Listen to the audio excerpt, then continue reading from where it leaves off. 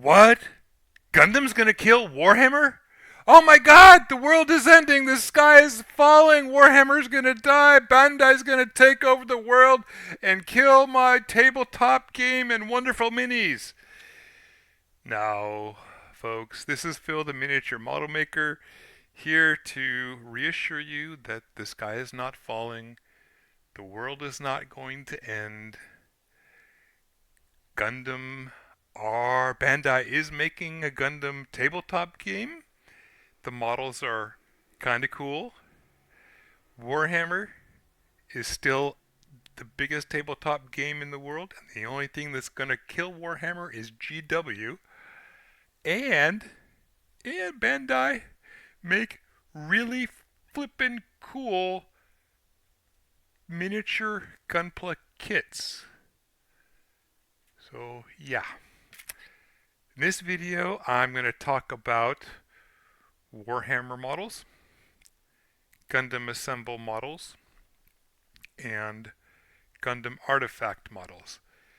Now, of the three options, I'm going to say that really artifacts are the only real models. This is definitely not a model. It's a miniature. It's a game piece. This guy here is getting maybe enough parts to be a model, but it's a miniature game piece. So which is better? That's been the question that's going around lately as all of the big Warhammer YouTubers have talked about Gundam more and more as things with GW happen more and more. People get dissatisfied with Warhammer more and more.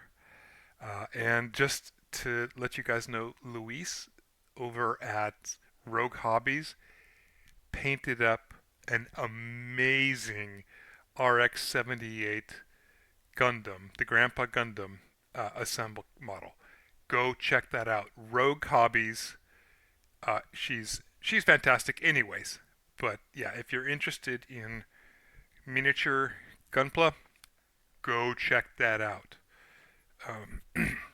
So, what do we have here? We have a Terminator librarian from, I believe, the Leviathan box. I got this from a guy on eBay. For those of you not familiar with GW stuff, people on the Gundam side come to my channel too. This is a single character model, meaning it's slightly more important than the normal equivalent just plain troop. You can have fewer of them in your army, and they tend to be more detailed, and they also tend to be quite a bit more expensive per model. At my local store, an individual character model like this could run you anywhere between $35 and $55. Prices will change online. If you check eBay, this Terminator was cheaper because it came in a large box set. People have lots of them and they just want to maybe sell off the extras. So I got this one for a pretty good deal. And he's going to be the leader for my Relictor's Terminator boarding patrol, along with the chaplain. But keep that in mind. $40 to $50. Okay, that's going to be important. This is the TP007B Zaku 2. It's one of three that comes in the Zeon's Rush Gundam Assemble card pack.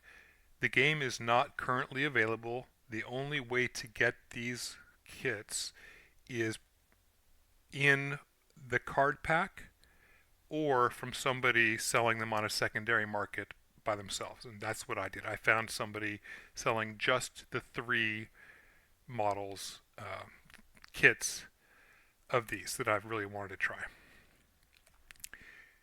Gundam Artifact are roughly 50 to 91 or 92 part model kits. They come in between 4 to 7 sprues. are very highly detailed, also very, very small. These are what in Japan are called shokugan, Shokugan, which means candy toy. You'll go to a convenience store, a grocery store, maybe a game store or hobby store, and like the Space Marine Heroes, you can get one box, and they're currently priced at 550 yen. In the past, they were between 450 and 500 yen, which means one coin. It's like a $5 bill. You go in, pay $5, and get a little model that you can clip out, push together. You don't even need glue, technically. Um, and just enjoy a lighthearted couple hours clipping out a model, and then have a little orange yellow model that you can put up on your shelf and look at. Easy, light fun. Other shokugan are similar to something like this. You might actually find similar models to these in gachapon, where you get a piece of chocolate with them in a smaller, simple model. Again, usually 500 yen. They're These were not intended to be a replacement for your grade scale, your real grade, high grade, master grade, perfect grade, etc., etc., your grade Gunpla. They're intended as a cheap little diversion, something fun to do and put up on your shelf. However, they are true model kits and are exceptionally detailed for what they are. Uh, and a lot of people make them, myself included, and like to detail them and treat them as if you were building a full-size model. I prefer smaller models, hence the miniature model maker. So for me, artifacts are perfect. They're not perfect, and let's get into the pros and cons of these now. So starting here with the GW Terminator, this is a game piece. Right? Games Workshop makes tabletop games. Warhammer 40,000, Age of Sigmar, Kill Team, Spearhead, all of those games. They make games, and they make most of their money on these kits that you buy and build and paint as game pieces. Now, they are high enough quality, high enough detail that people buy them just to paint them and paint them to an exceptionally high level. There are worldwide competitions. Golden Demon, this over in Europe. Effectively for you Gundam folks, there are multiple GBWC equivalent competitions for building and painting these guys throughout the world. The plastic is robust. This is high density, high impact polystyrene. It's made to take handling.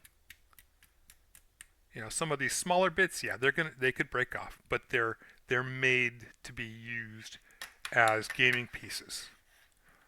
They just also happen to be very well made.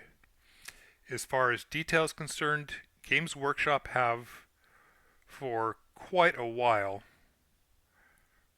in my opinion, mastered the art of detail. So these little stealth suits here for my Tau army, yeah, guys. Tau, Gundam loving weeb. I only got into these guys since Christmas because for the model kits. I like Robotech. I like Battletech. That's Dawn of War got me into Tau. But anyways, that little bit of internet shenanigans aside, GW have been very good about designing their kits with detail large enough to take a shade or raised up enough to be painted so it's visible at arm's length or on a table. These are meant to be looked at in large groups on a table 4, 5, 6 feet away. And GW have consistently been very good about detail on their kits. This guy I think is probably this mold is maybe 10 years old, 2013. So that's actually 12 years old now. So pretty good. Lately, they may be getting a little bit too detailed, and this is one of the drawbacks. I find that many people, myself included, find that the amount of detail in these things makes them hard to paint because you feel like you need to paint all of these little details. In the past, Space Marines had detail, or Tau had detail, but they also had larger surfaces with less very fine detail. Now, someone like this, you've got a ton of recessed detail, a bunch of little tiny parts here as technology has improved, and that can be overwhelming for people. Absolutely, for sure, overwhelming, especially if you've gone online and watched the professional painters painting these things. So that is both a pro and a con of GW's more recent models. Is the detail is fantastic, but it can be too much. It can make it difficult and time consuming to paint, especially when you have 30, 40, 60, 100, 150 models to do. And also, more current GW kits are sculpted in such a way that they're monopose. They're very difficult to modify and kit bash like we were able to do in the past. Like this stealth suit. No, we won't use him. We'll take this guy here.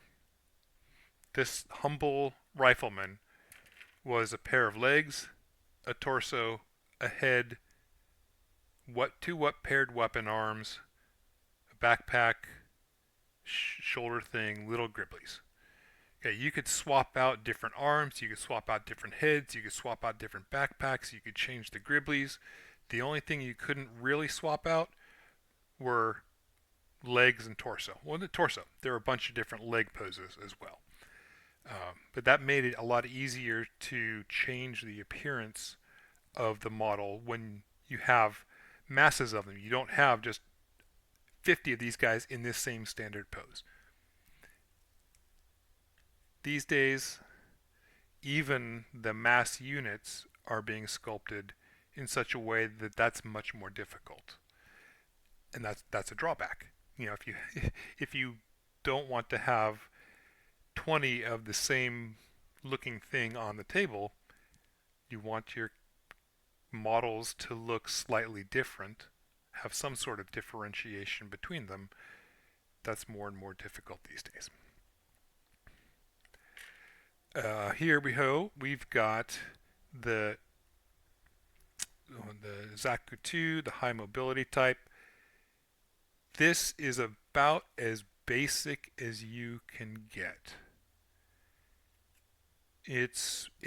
I just worked on this guy, and this feels like low density or low impact polystyrene.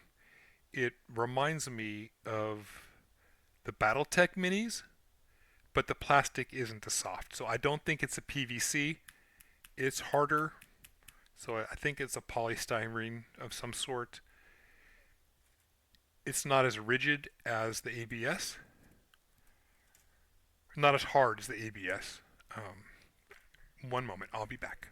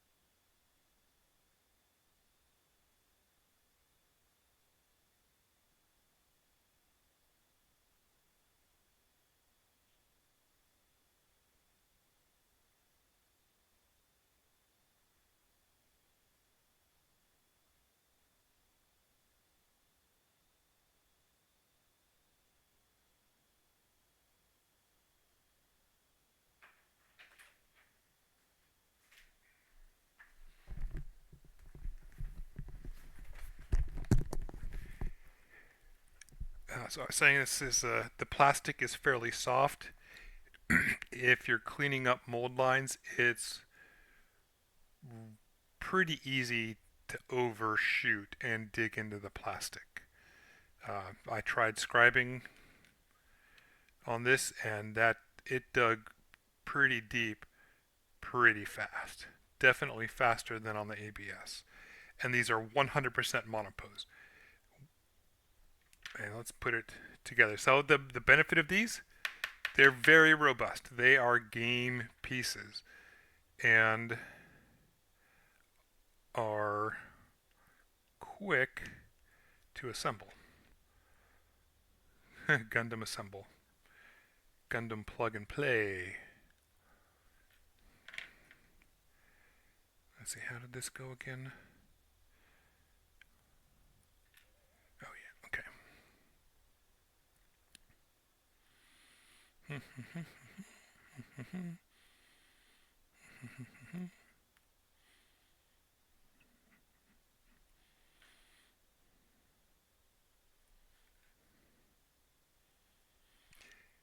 They're perfect push fit. Don't see gaps. The mold lines on these are small, and they do exist, but they're generally small and are mostly in places that make it easier to clean them away, or if you can't, they're unobtrusive. But there you go. That's what you get out of a Gundam Assemble model. You could do customization if you want to scribe out your panel lines, if you want to add more panel lines, if you want to clean out some of these things. But if you wanted to make this arm flexing, you'd have to do a lot of cutting, reposing, and putty work. So we'll need to see what the price point is on these, how they're sold for the game. My guess is that they're probably going to be sold in boxes of sprues similar to how BattleTech are, if how they're putting these into the card packs is any indication, at least. And what may have been a leak, may have been a spoiler of an upcoming game model, which are much more detailed than these.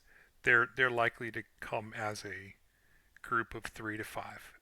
Price point, if it's comparable to BattleTech,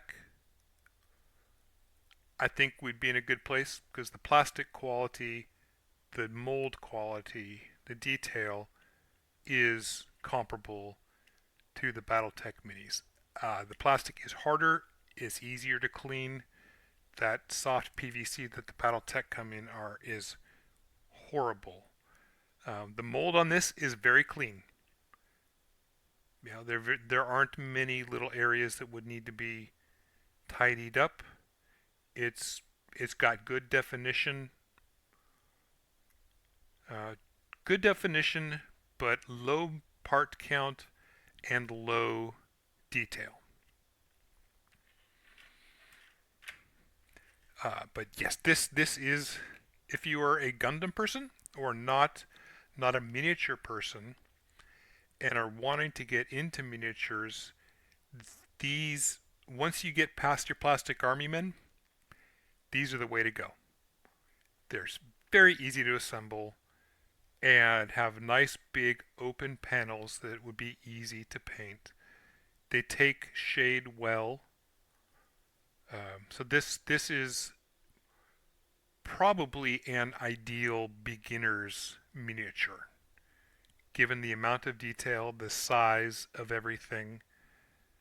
You can dry brush them, you can contrast paint them, you can use traditional acrylics on them. The panels are sharp enough and the shapes are good enough that you could do wet blending. You could do NMM on these easily. So you could take it from a very beginner to a very advanced stage. I just need to clean out some of these things. But yeah, if they come in groups of 3 to 5 and the price point is equivalent to Battletech for the numbers of models you get, we have a winner here. This is definitely that's good. If it costs more, and unless it comes with cards, if it's just the minis and it comes close to GW pricing for the Bandai name brand, that's a loss. That's a big L there. Now the artifacts. Clear these guys out of here.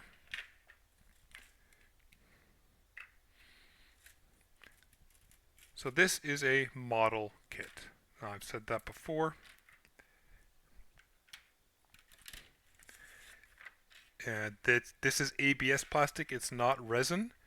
The color was chosen probably because it's cheap, but also to pay homage and kind of be a throwback to the garage resin kits. And I think that resin is that color because it's the cheapest color. But here are the instructions you get, and these are exceptionally well detailed, engineered, and designed for what they are and for the price point. Here in the US, they're roughly $7 a piece. If you find a vendor selling boxes of them, you can currently, I got a 10 piece box, so it's two each of 5 models, duplicates, for $70, or you can buy them individually at most online vendors for $7 a piece. That price increase accounts for things like shipping and import duties and all of that. The main market for these is Japan, again, where it's roughly $5. So looking at this instruction, 1, 2, 3, 4, 5, 6, 7, 8, 9, 10 pieces for one leg for $7. There's 50, 54, 57. So 57 pieces in this kit. And that's this guy. You're looking at, what's the best one? Let's look at this guy here. Look at the detail on this. This is 0.1, you can't even see it. It's 0.1 millimeter corrugation. The Terminator. This is finer detail than the corrugation on the Terminator's legs there. You've got from 0.1 to 0.3 millimeters wide detail all over these kits. Now, the one thing they haven't had in past, but they are doing more in this current year's phase, is raised detail. In the past, it's been more recessed detail. Something like this.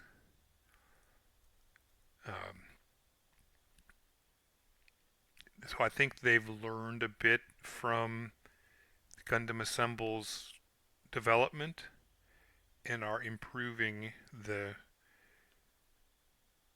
kits themselves.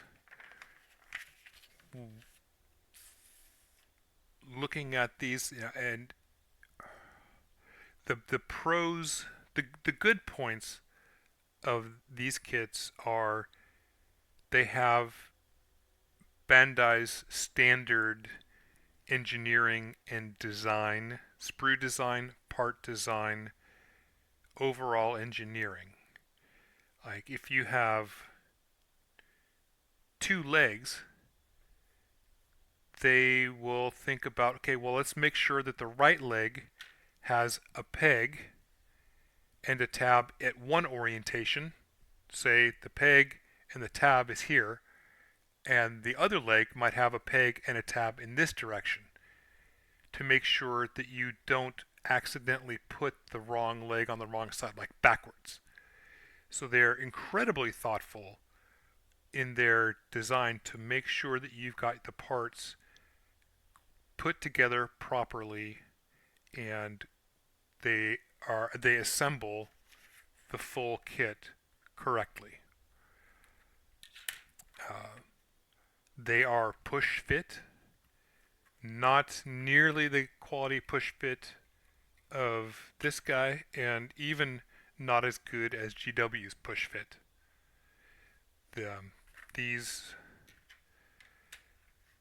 a lot of these require glue. So if you treat them like a 5.5 millimeter model kit and use glue and are careful with how you prepare your parts and clean them up, you've got hours and hours and hours and hours of enjoyment. Or you can just cut them out and glue it together and leave it yellow and enjoy it too. On both ends of the spectrum, from the most basic to the most advanced, cutting out these little teeny tiny parts, putting metal rods in, and articulating. People do that. I personally prefer to just build them and paint them. The drawbacks. This is ABS plastic. It's not polystyrene. So that makes cements work differently on them. I use Tamiya extra thin cement, and it is pretty strong. If you know the term hot as far as models go, it melts this plastic fairly easily, and I've broken parts after they've gotten onto the model because the cement melted so much of the plastic that it weakened it. And that's the other drawback of these. Because they're not intended to be game pieces, they're intended as models. Where'd it go? Here it is.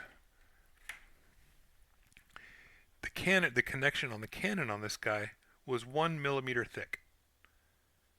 Pow! And it snapped. This is probably going to snap. There were handles on these guns that came up a couple millimeters, and they were weak enough that as I was building it, I just rubbed it and it fell over.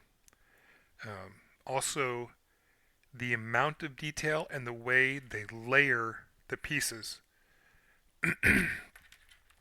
like the internals of the leg, have crazy detail, and then you put something else on top of it that has detail, and put something else on top of it that has detail.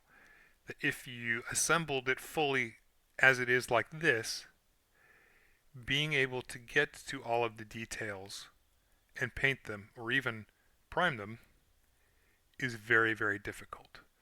So if you wanted to paint them, it would need to be done in subassembly. If you want to paint them to a high standard, you would need to be having something along the lines of this.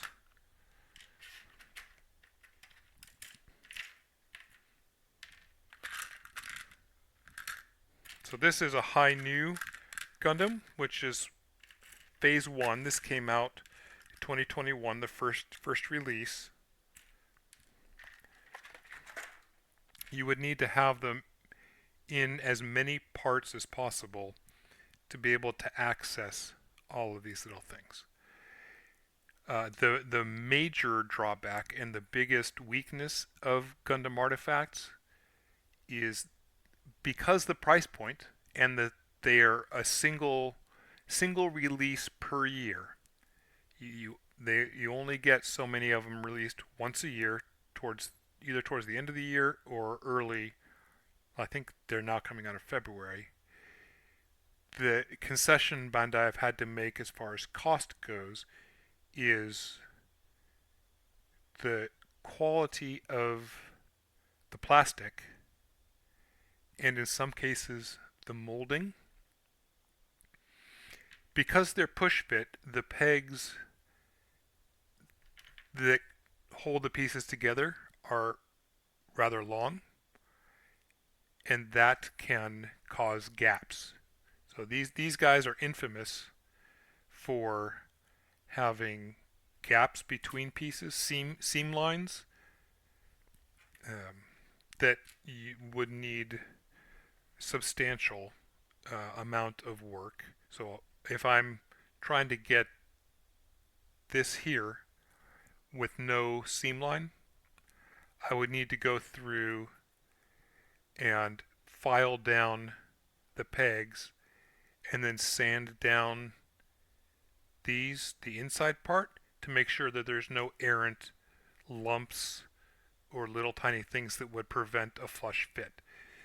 If you like preparing models, if you like highly detailed work on small things, as I do, I enjoy that part of the process. So for me, that's a net positive, because it gives me more enjoyment time per model. But it can also be exceptionally frustrating for people who don't enjoy it.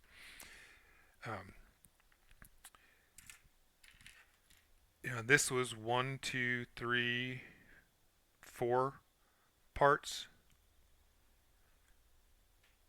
Again, detail, detail, detail, detail, detail, but it's weak. And then, again, because of the plastic, there's often misalignment that needs to be addressed. So it's not something where, say on this GW kit, if I clean up mold lines and maybe use enough cement or sprue goo, I can clean it up pretty easily. No, these guys are very detailed model kits, and you can see that line there. And that'll go away once it's primed. But if you enjoy that, again, as I enjoy it, that part of the process, I have spent 20 hours preparing a kit. This Hainu probably took me 30 hours to prepare, and I'm not fully done. So that's a lot of time of enjoyment of the modeling process. But they are not game pieces. For those of you guys who saw Squidmar's video recently where they built a Gunpla model and were comparing it in heft to a GW kit, and they said it feels like a toy. Yeah, it's a model kit. It's not a game piece that's meant to be handled and moved around. They can be used as game pieces, and I'm going to use them as game pieces.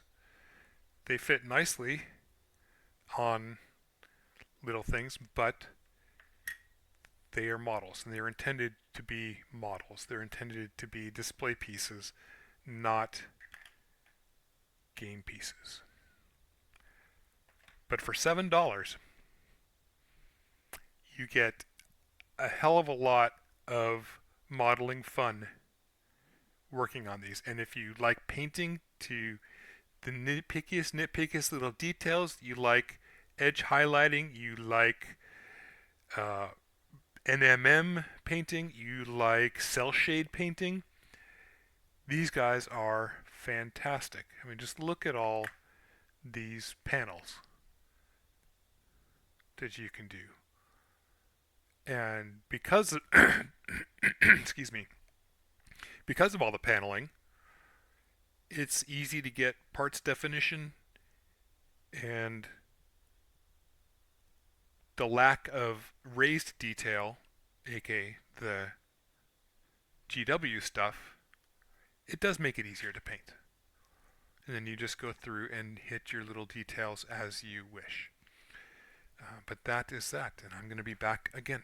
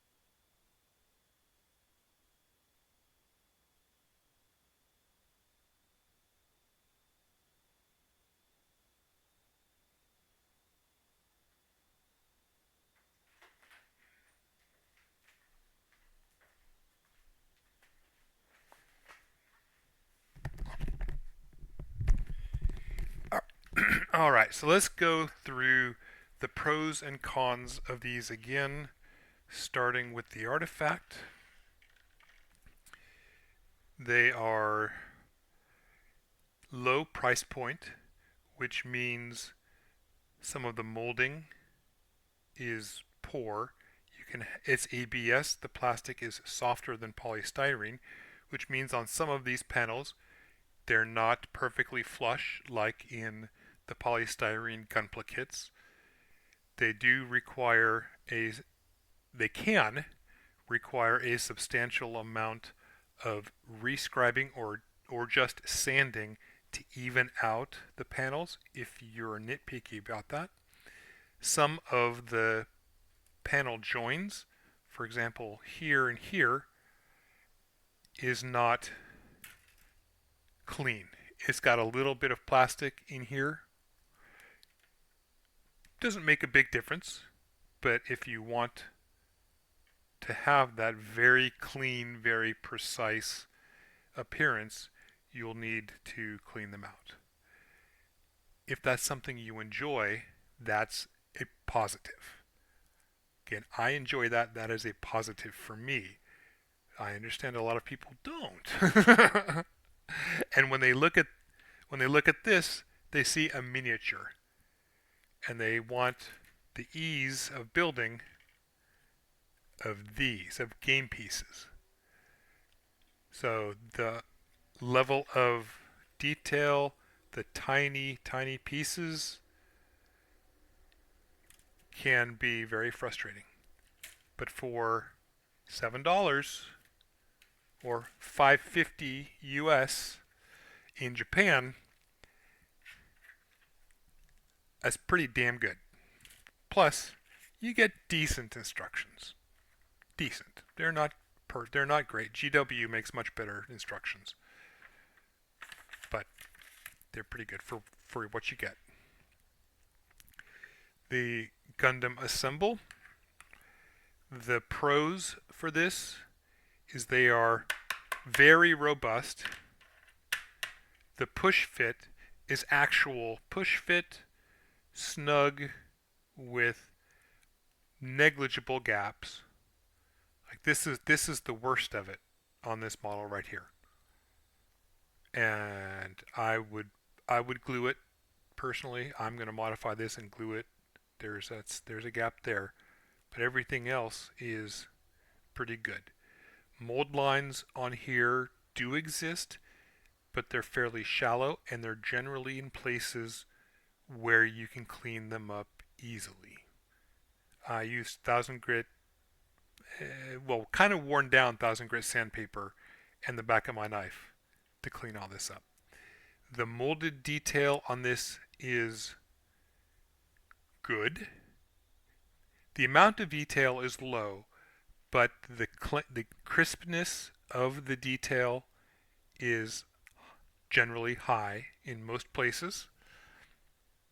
The broad panels, the low amount of detail, and the low amount of raised detail make these ideal for people who are new to miniature painting.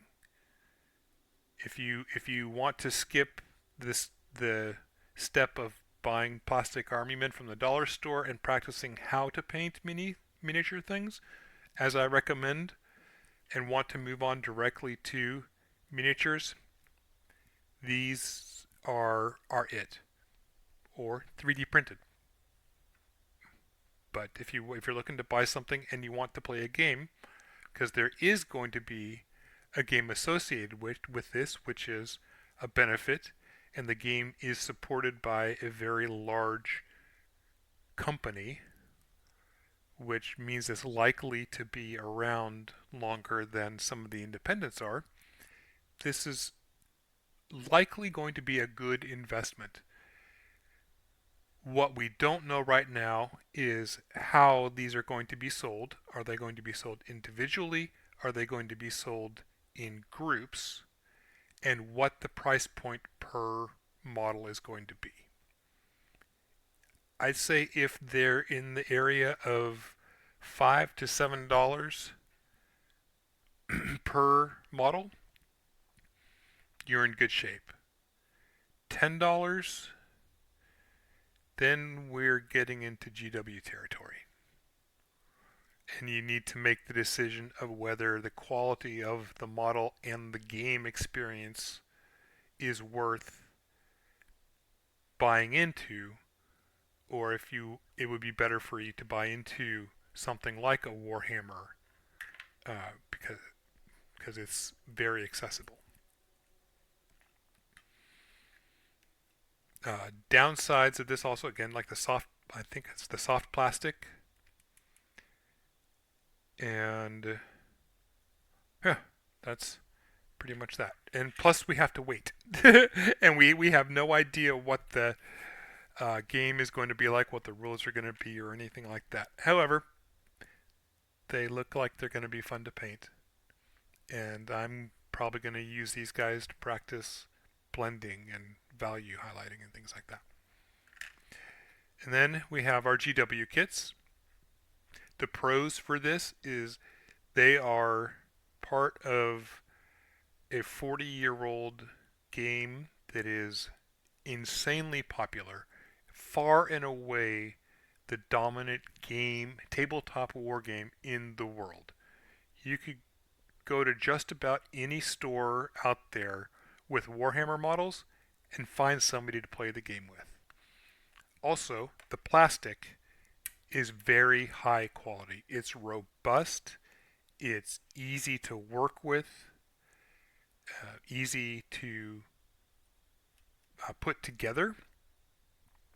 Don't have to worry about damaging it so much. It's relatively easy to clean with the back of a knife and some sandpaper.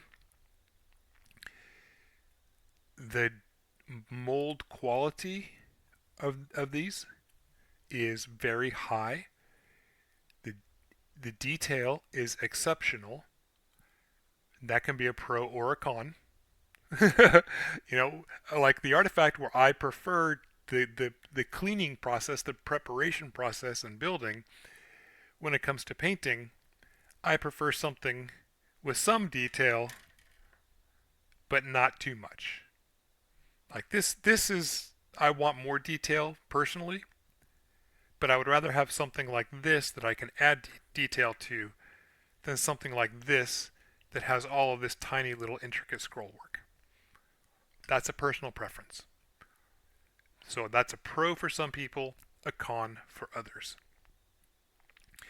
GW kits always have mold lines, and often they're in very awkward places, like on the inside of this to get clean, or on the outside of here.